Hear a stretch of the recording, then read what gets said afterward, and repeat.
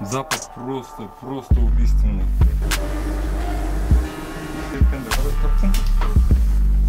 А сиз башка элдерде эмнеге сырос печенье кылып атасыңар? Салам достор, мен силерге кайрылып аткан баягы эле санэпидемнадзор боюнча видеону менен бөлүшкөнүңөргө чоң рахмат, колду көрсөткөндөрдүн баарына чоң рахмат. Бирок бүгүн дагы 2-3 суроого токтоп кетебиз.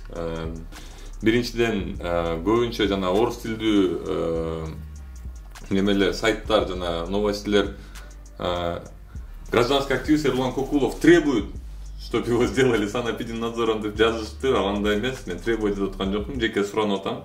Анткени себеби баягы элдин тамак ашын бирөө караш керек.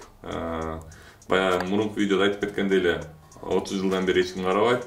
Анан мен ошол адам болоюн деп чечтим. Чечкем, ошол адам болуп тартып келатам. Бирок санэпидемнадзордун баягы 3 айда ошол структураны оңдоп, жана бир жакшылыктарга жетиштеримде көзүм жетип жатат да. Кийинкиси баягы колдооңор боюнча рахмат силерге дагы бир жолу.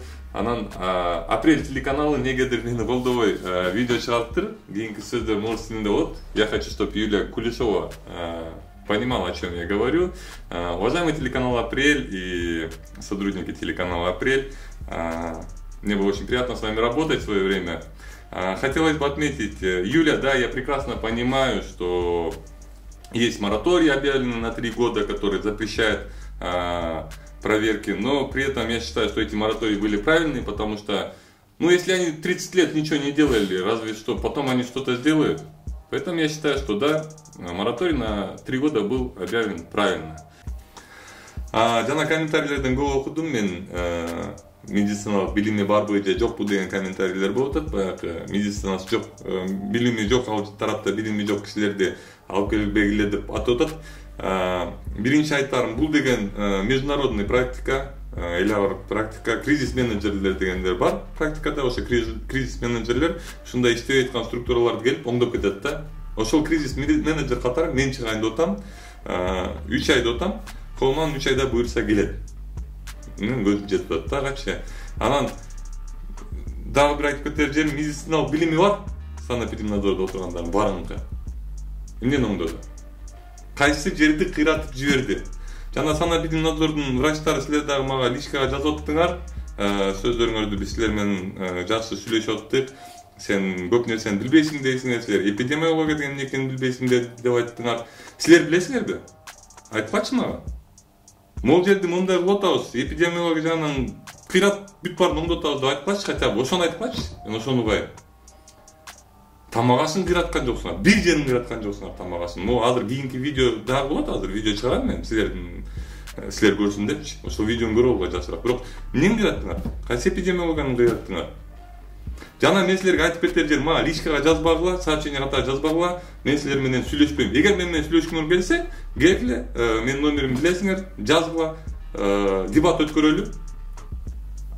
Силердин лучший врачыңар менен дебат өткөргөнгө даярмын. Жана силердин баарыңардын тобуңар менен бүт ошол жерде иштегендериңердин баарыңар менен чогуу келип дебат өткөргүлө. Ар дайым ачыкмын, ар дайым даярмын. Силердин суроолоруңарга жооп бергенге жана силер дагы менин суроолорума жооп бересиңер деп ойлойм да. Мынакей бул видео менен таанышып алгыла. Бул деген бизде жанагы шаурмалар сатып атпай, ошол точкаларга эт жасаган жерлер. Бир эмес, 2 жер. Биз каякта экенин жана эмне жер экенин көрсөтпөйбүз. Себеби ал деген санэпидемнадзордун жумушу болчу. Санэпидемнадзор ушуларды таап, нугуна келтириш керек болчу. Бирок тилекке каршы бул иш менен мен алектенип жүрөм.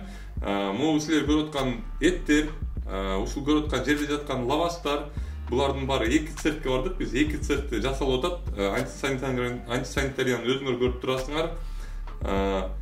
Эгер ушундай кир жерлер бар болсо, эпидемиянын баары, бактериянын баары көңүл буруп койгула ушул жерде. Эгер ушундай жерлер бар болсо, могу эттерди карагыла, могу жерде жаткан эттерди карагыла, могу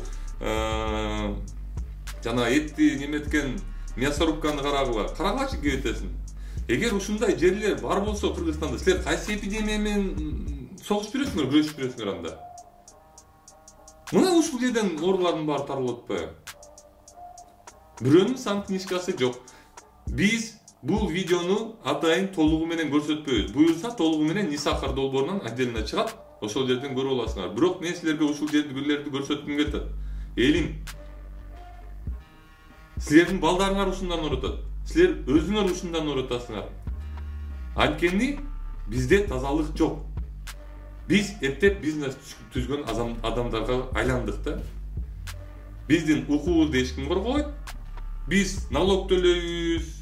Биз бардык мыйзамга баш ийебиз. Бирок ошондо дагы биз налогдор төлөп аткандан кийин ушул гос органдар бизге кайтарып берип, жеп аткан тамак ашыбызды, ороткан ооруларыбызды карап бериш керек да, туурабы? Каралбай жатат.